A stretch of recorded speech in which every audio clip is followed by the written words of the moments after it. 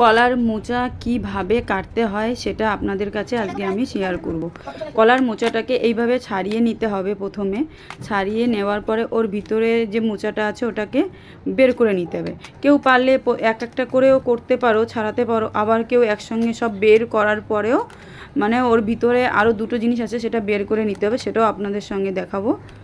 ওটাকে পুরো একবারে ছাড়িয়ে নেওয়াই ভালো, এক এক করে করার থেকে ছাড়িয়ে নিলে বেটার হবে, মানে তাড়াতাড়ি হয়ে যাবে। এবার দেখুন কি করে ওটা ভিতরে যে একটা লম্বা একটা আছে আর একটা মানে কেমন যেন দুটো খাওয়া যেন ওটাকে আলাদা আলাদা করতে হয়। ওই যে দেখুন, এবার আপনারা দেখে নিন কি করে কলার মোচা ছাড়াতে হয়।